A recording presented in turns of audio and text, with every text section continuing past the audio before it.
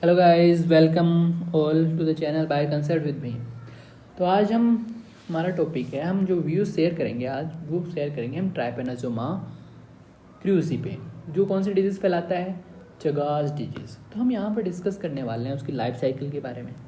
हम पैथोजेनेसिटी के बारे में, भाई क्या पैथोजेनेसिटी, हम डिस्कस करेंगे हैबिटेट के बारे में, हम मोड ऑफ इन्फेक्शन के बारे में डिस्कस करेंगे, हम पैथोजेनेसिटी के बारे में डिस्कस करेंगे, हम डायग्नोसिस के बारे में यहाँ पर डिस्कस करने वाले हैं, ट्रीटमेंट के बारे में हम डिस्कस करेंगे। Okay guys, thank you guys. हम पहले इंट्रोडक्शन देखते हैं कि इंट्रोडक्शन क्या है। ट्राइपेनोसोमा क्रूजी है वो कौन सी डिजीज़ फैलाता है, चगास डिजीज़। ये कॉजेटिव ऑर्गेनिज्म है चगास डिजीज़ का, ये आप सबको पता होना चाहिए। फर्स्ट ऑफ ऑल तो ये इंट्रोडक्शन हो गया। अब चगास डिजीज़ के बारे में देखें तो इससे हम क्या कहते हैं, साउथ अमेरिकन ट्राइपेनोसोमियासिस भी कहते हैं। साउथ अमेरिका के अंदर ये मोस्टली पाया जाता है, तो इसलिए ये काम करते हैं। हिस्ट्री हम देखें कैसे डिस्कवरी, कार्लोस चगास क्या कर रहे थे, मलेरिया जो पेशेंट था उसको डायग्नोसिस कर रहे थे।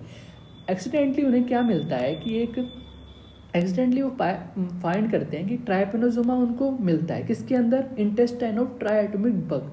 जो ट्राइएटोमिक बग था उसके इंटेस्टाइन में उन्हें क्या मिलता है, ट्राइपेनोसोमा एक्सीडेंटली मिलता है। ठीक है गाइस, फिर क्या होता है, एक मंकी के अंदर भी वो ट्राइपेनोसोमा मिलता है और एक्सीडेंटली उन्होंने क्या पाया, जो मंकी है ना उसको बाइट लगी हुई थी, उसको काट लिया था किसने, ट्राइएटोमिक बग ने, जिसके अंदर ट्राइपेनोसोमा था। तो मंकी के अंदर भी आ गया वो ट्राइपेनोसोमा।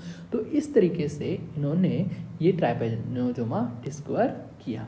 ठीक है गाइस, अब हम बात कर लेते हैं हैबिटेट की। हैबिटेट क्या होता है, तो ये 3 फॉर्म में पाया जाता है ये ट्राइपेनोसोमा क्रूजी। एक तो होता है ह्यूमन के अंदर, एक इंसेक्ट के अंदर। ह्यूमन के अंदर ये 2 फॉर्म में पाया जाता है, इंसेक्ट के अंदर 1 फॉर्म में। ह्यूमन के अंदर एमएस्टिगोट में पाया जाएगा और ट्राइपोमास्टिगोट में पाया जाएगा।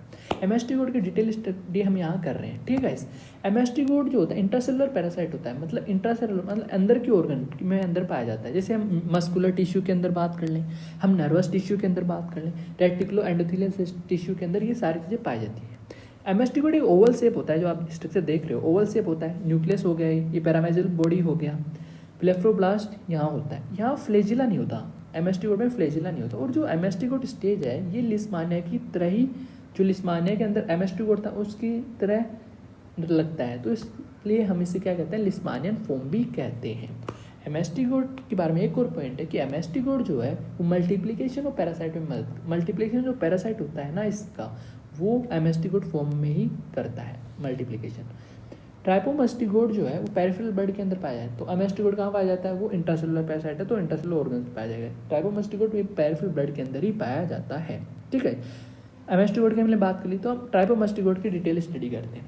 ट्राइपोमास्टिगोट जो है वो नॉन मल्टीप्लिकेशन स्टेज होती है, यानी ये मल्टीप्लिकेशन नहीं करता। ठीक है, और हम बात करें ये पेरिफेरल ब्लड के अंदर पाया जाता है, हमने पहले भी डिस्कस कर लिया। ऐसे स्पाइरल से भी स्ट्रक्चर होती है, यहाँ पे ये न्यूक्लियस, ये ब्लेफरोब्लास्ट हो गया, बेसल बॉडी हो गई, ठीक, ये न्यूक्लियस हो गया। ठीक है, न्यूक्लियस हो गया। अब ये जो फ्लेजिला है ये एंटायर बॉडी में फ्लेजिला कवर करता है, एंटायर बॉडी को फ्लेजिला कवर करता है। ठीक है गाइस, यहाँ पर लॉन्ग थिन फिलामेंट स्ट्रक्चर होती है या स्टम्पी फॉर्म भी होती है। एक स्ट्रक्चर हो सकती है लॉन्ग थिन फिलामेंट की, या फिर ये स्टम्पी फॉर्म में पाया जा सकता है। और पोस्टीरियरली जो साइड होती है उसमें वेस शेप्ड होता है, वेस शेप पोस्टीरियरली साइड जो होती है वहाँ पर ये वेस शेप्ड स्ट्रक्चर होती है इसकी। ठीक है, ये 3 पॉइंट है आपको याद रखने चाहिए। फिर हम बात कर रहे हैं एपीमस्टिगोट। एपीमस्टिगोट जो फॉर्म होती है वो इंसेक्ट के अंदर होती है, वो 2 हमने डिस्कस की, वो ह्यूमन के अंदर हो रही थी। एपीमस्टिगोट ये इंसेक्ट वेक्टर के अंदर पाया जाता है, और जो वेक्टर कौन होता है इसका, डिजीज चगास डिजीज का, रेडियोविड बग होता है। ठीक है, इसके अंदर एपीमस्टिगोट के अंदर क्या होता है, एक पॉइंट आपको याद रखना है। काइनेटोप्लास्ट हमने बताया था, काइनेटोप्लास्ट क्या होता है पिछली वीडियोस में बताया हुआ है। काइनेटोप्लास्ट जो होता है न्यूक्लियस की जस्ट एडजेसेंट होता है। ठीक है, और जो गाइस यहाँ पर जो फ्लेजिला है एपीमस्टिगोट का, वो आधी बॉडी को कवर कर रहा है, और हमने यहाँ देखा था पिछले वाले में ट्राइपोमस्टिगोट में वो पूरी बॉडी को कवर कर रहा था फ्लेजिला। तो ये डिफरेंस है कि फ्लेजिला हाफ बॉडी को कवर करता है, और जो काइनेटोप्लास्ट है वो न्यूक्लियस से जस्ट पास में होएगा। और जो एपीमस्टिगोट है वो डिवाइड करता है बाइनरी फिजन से, आपको याद रखना है, बाइनरी फिजन से डिवाइड करेगा। और ये फ्लेजिला जो है ये हाफ बॉडी, किसको, हाफ बॉडी को ही कवर करता है। तो जबकि हम यहाँ देखें फ्लेजिला, यहाँ देखें तो पूरी बॉडी को कवर कर रहा था, वहाँ ये हाफ बॉडी को कवर कर। तो ये डिफरेंस होता है एपीमस्टिगोट और ट्राइपोमस्टिगोट के अंदर। यस, अब हम करते हैं लाइफ साइकिल। लाइफ साइकिल क्या है? अब जो एपिमस्टिगोट फॉर्म है ये इंसेक्ट के अंदर पाया जाता है, ट्राइपोमस्टिगोट फॉर्म है ये मैन के अंदर पाया जाता है, और एमस्टिगोट है ये भी मैन के अंदर पाया जाता है। तो इनका ये प्रैक्टिकल यूज़ क्या है वो हम लाइफ साइकिल में पता चलो, सारे कंसेप्ट क्लियर हो जाएंगे लाइफ साइकिल के अंदर। ठीक है, लाइफ साइकिल देखते हैं। तो देखो ट्राइपोमस्टिगोट जो था, ट्राइपोमस्टिगोट फॉर्म ह्यूमन के अंदर, तो ये ह्यूमन का पार्ट हो गया। ये जो इधर वाला है ये ह्यूमन हो गया, ह्यूमन। ठीक है, ये इधर वाला जो ये वाला पार्ट है लेफ्ट वाला वो इंसेक्ट का हुआ है। तो देखो अब जो सैलिवरी ग्लैंड होती है ट्राइटोमेट बग की, वहाँ पाया जाता है मेटासाइक्लिक ट्राइपोमस्टिगोट के पाया जाएगा यहाँ पर। ठीक है, मेटासाइक्लिक ट्राइपोमस्टिगोट है। हाँ, तो यहाँ पर देखिए एक चीज़ मैंने गलत बोल दी कि यहाँ पर ट्राइटोमेट बग है ना, उसके फीसेस के अंदर, फीसेस से फैलता है। ट्राइटोमेट बग की फीसेस के अंदर मेटासाइक्लिक ट्राइपोमस्टिगोट पाया जाएगा। कौन सा क्या पाया जाएगा? मेटासाइक्लिक ट्राइपोमस्टिगोट। कहाँ पाया जाएगा? Faeces of triatomine bug. और जो वो फीसेस है वो किसके कांटेक्ट में आएगा? म्यूकस मेम्ब्रेन ऑफ ह्यूमन के कांटेक्ट में आएगा। फिर ह्यूमन के अंदर ये मेटासाइक्लिक ट्राइपोमस्टिगोट एंटर कर जाएगा। किससे? म्यूकस मेम्ब्रेन से। तो ये डायरेक्ट बाइट से नहीं होता।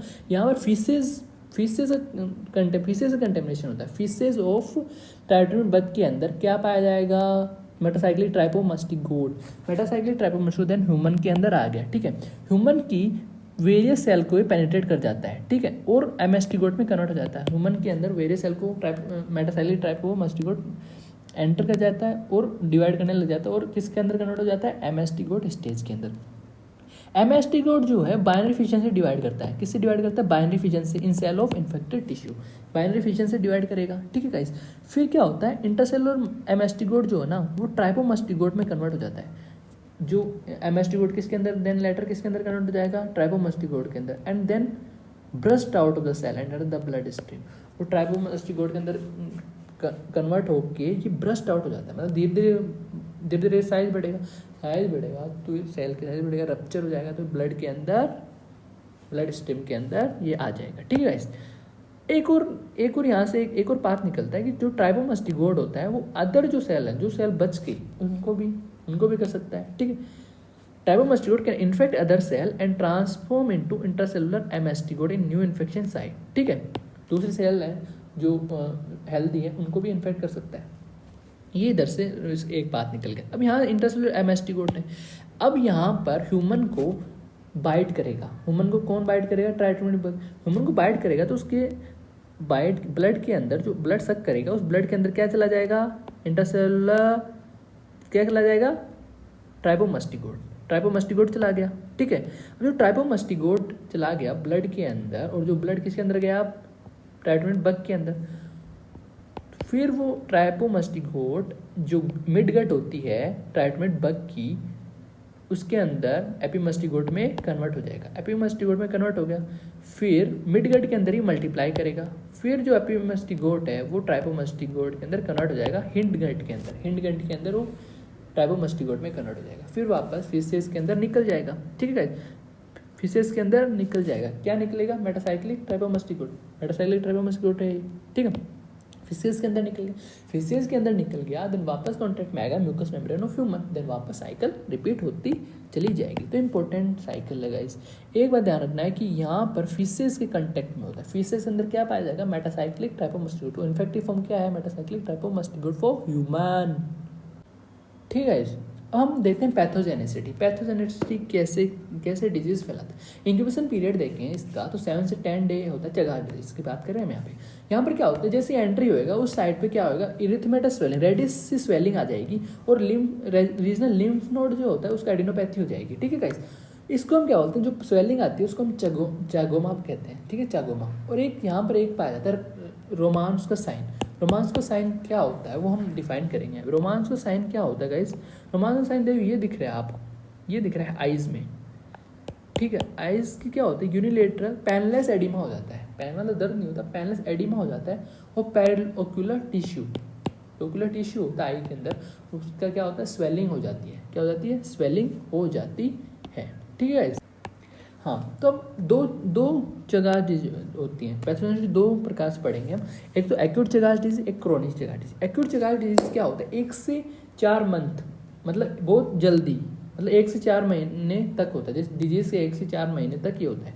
इसमें क्या होता है, चगोमा होता है, चागोमा डेवलप हो जाता है। चगोमा हमने बताया था पेनराइटिस स्वेलिंग, रोमांस की साइन डेवलप हो जाता है। इसके अंदर क्या होता है, फीवर, मलेजिया, एनोरेक्सिया, एडिमा, जनरलाइज लिम्फोडेनोपैथी हो जाएगा, और मायोकार्डिस और मेनिंजो एंसेफेलाइटिस भी हो जाता है। विद इन 4 से 8 वीक ये जो साइन एंड सिम्टम है, जो साइन एंड सिम्टम होते हैं वो रिजोल्व हो जाते हैं। 4 से 8 वीक में साइन एंड सिम्टम रिजोल्व हो जाते हैं स्पॉन्टेनियसली, एकदम से रिजोल्व हो जाएंगे। तो इसमें क्या होता है, चागोमा, जो चागोमा डिजीज है वो, फिर रोमांस की साइन, ये एक्यूट चगास डिजीज में होता है। फीवर, मलेजिया, एनोरेक्सिया, एडिमा, जनरलाइज लिम्फोडेनोपैथी, ये सारे सिम्टम है, ये अब ध्यान रखने हैं। मायोकार्डाइटिस होएगा और मेनिंजो एंसेफेलाइटिस भी हो जाता है। ठीक है। अब हम बात करें क्रोनिक फेज की। एक्यूट फेज में हमने देखा, ठीक है।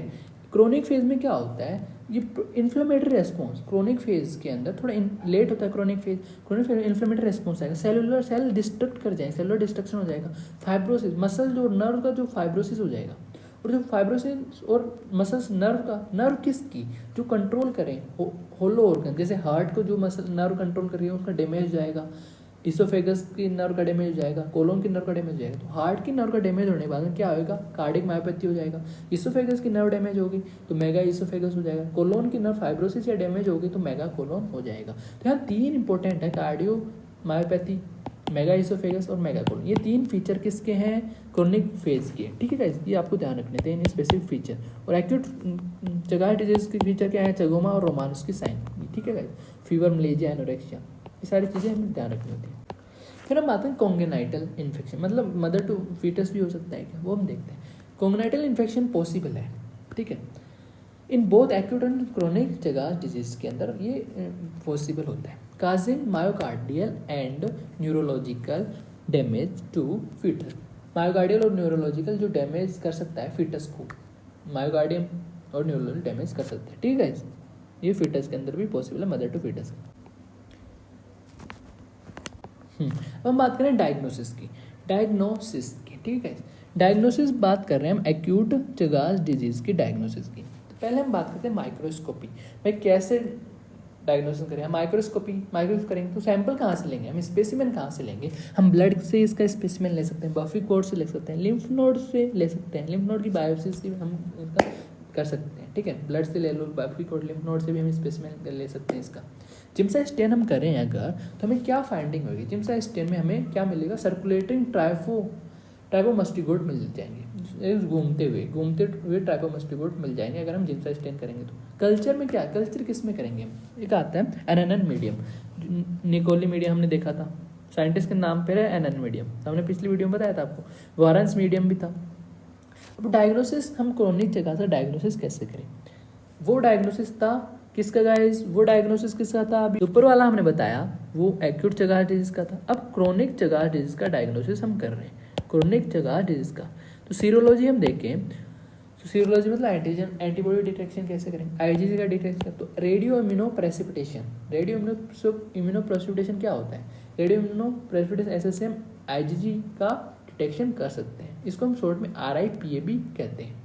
हम एलिसा से भी कर सकते हैं, हम इम्यूनोफ्लोरेसेंट एंटीबॉडी टेस्ट से भी कर सकते हैं। ठीक है, आईजीजी जो होता है ये कि जो सीरोलॉजी एंटीबॉडी है वो हम किससे पता कर सकते हैं, कॉम्प्लीमेंट फिक्सन टेस्ट से पता कर सकते हैं, डायरेक्ट एग्लूसिन टेस्ट से पता कर सकते हैं, इनडायरेक्ट इम्यूनोफ्लोरेसेंट टेस्ट से भी हम पता कर सकते हैं। तो बहुत सारे मेथड हो गए। ठीक है, बहुत सारे मेथड हो गए। अब एक और मेथड है जीनो डायग्नोसिस। जब आपका पैरासाइट लेवल बहुत कम हो, मतलब बहुत कम अमाउंट में पैरासाइट प्रेजेंट हो, तब हम जीनो डायग्नोसिस भी कर लेते हैं।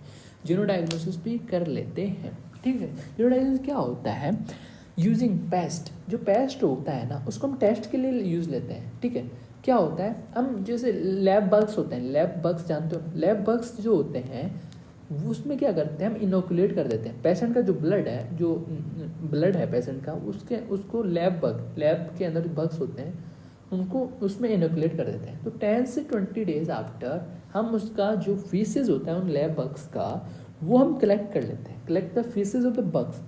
ठीक है, कलेक्ट कर लिया हमने, फिर कलेक्ट करने के बाद हम उसका डायग्नोसिस कर लेते हैं। तो ये जीनो डायग्नोसिस होता है। जब कब किया जाता है? जब पैरासाइट लेवल बहुत कम हो। ठीक है गाइस, अब हम बात करें ट्रीटमेंट की। ट्रीटमेंट कैसे कर सकते हैं? तो ट्रीटमेंट इनका बहुत इंपॉर्टेंट हो जाता है। एक ट्रीटमेंट कर सकते हैं हम एक्यूट एंड क्रोनिक जगह से करें।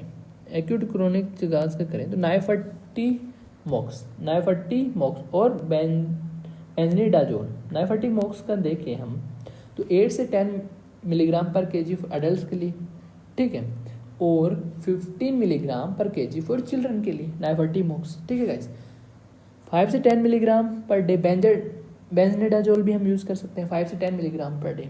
60 डेज के लिए यूज़ होता है बेंजनीडाजोल। ठीक है, और एक चीज़ हम बता दें, यहाँ पर कोई स्पेसिफिक ट्रीटमेंट नहीं होता, नो स्पेसिफिक ट्रीटमेंट नहीं होता। ये जो मेडिसिन बताएं ये थोड़ा वो ट्रीट करने के लिए, मतलब ट्रीटमेंट हो जाए, वैसे जो स्पेसिफिक नहीं है, ये थोड़ा रिलीफ मिल जाए उसके लिए है। ठीक है गाइस, और एक्यूट एंड क्रोनिक जगह कुछ बुक्स में लिखा हुआ है कि एक्यूट जगह डिजीज़ के लिए ये ट्रीटमेंट है और क्रोनिक जगह के लिए सिम्टोमेटिक है, उसमें लिखा हुआ है दोनों के लिए। ठीक है गाइस, तो guys thank you very much for watching this video. ठीक है, अगर आपको वीडियो अच्छा लगे तो आप लाइक कर सकते हैं, सब्सक्राइब कर सकते हैं by concept with me channel को। ठीक है गाइज, और वीडियोस के अपडेट चाहिए तो आप बेल आइकन भी दबा सकते हैं। और stay safe guys. Thank you guys, very very thank you for watching this video. Thank you.